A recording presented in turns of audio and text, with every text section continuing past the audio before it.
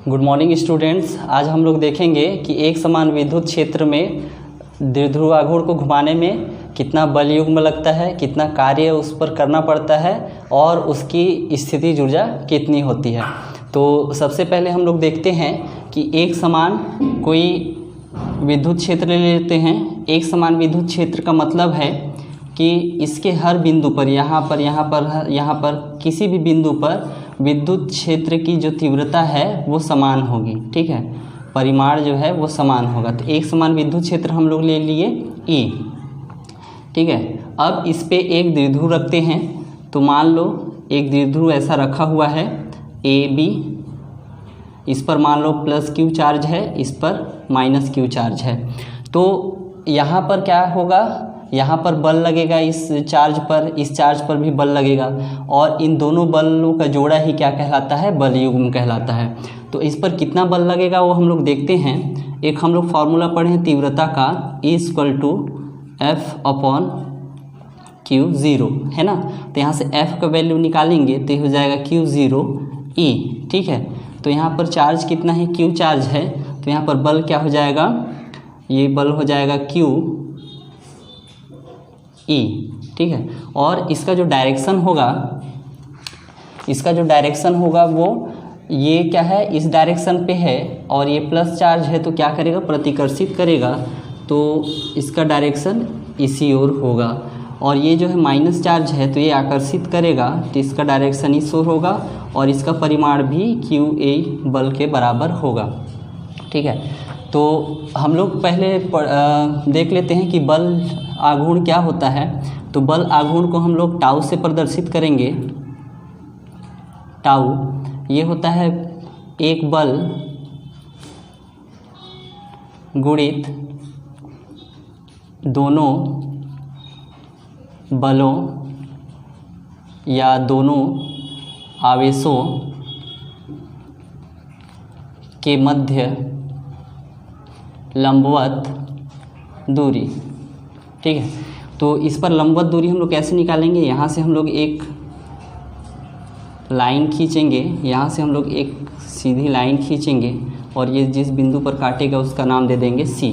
तो ये देखो ये 90 डिग्री पर कोण बना रहा है तो ये क्या हो जाएगा, लंबवत दूरी। कौन सा, BC।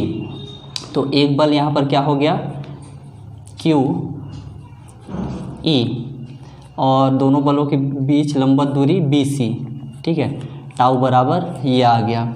अब यहाँ पर BC की वैल्यू कैसे निकालेंगे। अच्छा, यहाँ द्विध्रुव की लंबाई कितनी होती है, 2L होती है, तो यहाँ पर लिख लेंगे 2L। अब इस BC की वैल्यू कैसे निकालेंगे, तो साइन थीटा बराबर होता है, इसको अगर हम लोग थीटा ले लें तो ये होता है लंब बटे कर्ण, है ना। तो यहाँ पर लंब कितना दिया हुआ है, साइन थीटा, लंब दिया है BC और कर्ण दिया है AB। तो AB को इधर लिख लो, तो AB साइन थीटा बराबर BC, है ना। और इस AB का वैल्यू कितना है, यहाँ से 2L, तो 2L साइन थीटा। तो यहाँ पर BC का वैल्यू कितना हो जाएगा, QE × 2L साइन थीटा। अब Q × 2L ये क्या होता है, P, द्विध्रुव का आघूर्ण। तो यहाँ से हो जाएगा P, ये वाला E साइन थीटा। तो यही क्या है, द्विध्रुव का बल युग्म आघूर्ण का फॉर्मूला है। अब इस पर कार्य की बात करें तो मान लेते हैं कि ये इस एंगल पर है, इसको मान लो इधर से ऐसे घुमाने में मान लो ये ऐसे पहुंच गया।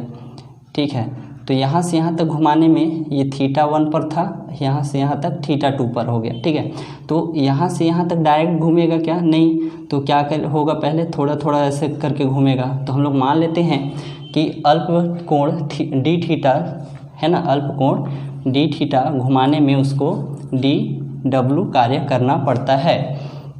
तब हम लोग का क्या हो जाएगा, dw बराबर, अब कार्य बराबर क्या होता है, बल गुणित विस्थापन। तो यहाँ पर बल कैसा लग रहा है, बल युग्म लग रहा है, बल युग्म आघूर्ण, और विस्थापन कैसा है, कोणीय विस्थापन है। तो ये हो जाएगा कोणीय विस्थापन,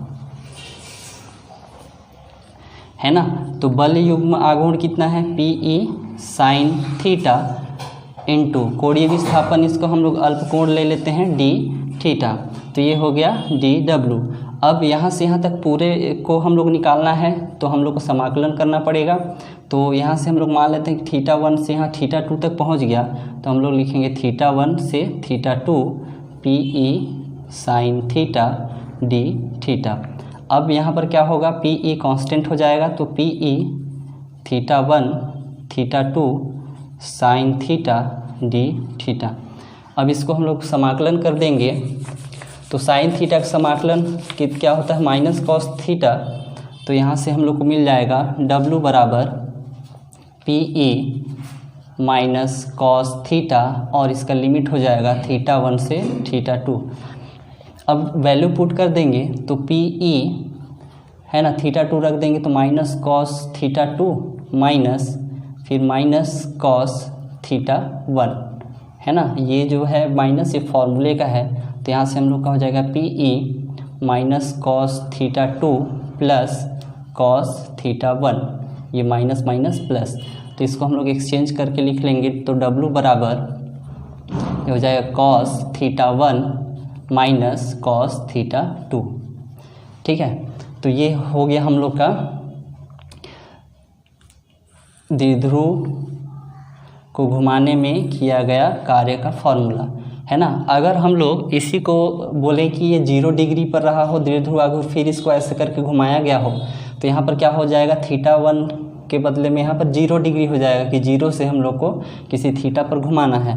तो यहाँ पर क्या हो जाएगा कि यदि 0 डिग्री से कहीं किसी एंगल थीटा पर घुमाना है तो ये हो जाएगा cos 0 माइनस कॉस थीटा। ठीक है, तो W बराबर हो जाएगा PE, इसका वैल्यू 1 माइनस कॉस थीटा। तो ये हो जाएगा 0 डिग्री से किसी एंगल पर घुमाने के लिए किया गया कार्य। अब हम लोग स्थितिज ऊर्जा के बारे में बात करते हैं। तो स्थितिज ऊर्जा जो है, इसको मानक स्थिति में पहले से रखना पड़ेगा। मानक स्थिति का मतलब है कि ये हम लोग का विद्युत क्षेत्र है और पहले से वो 90 एंगल पर है, ये जो द्विध्रुव, ठीक है, ये पहले से 90 डिग्री पर है, क्योंकि इस स्थिति में यहाँ से मैक्सिमम विद्युत क्षेत्र गुजरेगा या पूरा विद्युत बल रेखाएं गुजरेंगी। ठीक है, तो इस 90 डिग्री से इसको घुमाने में किया गया जो कार्य है वही स्थितिज ऊर्जा के रूप में संचित हो जाता है। तो यहाँ से हम लोग मान लो इसको 90 डिग्री से किसी थीटा एंगल पर घुमाते हैं, है ना।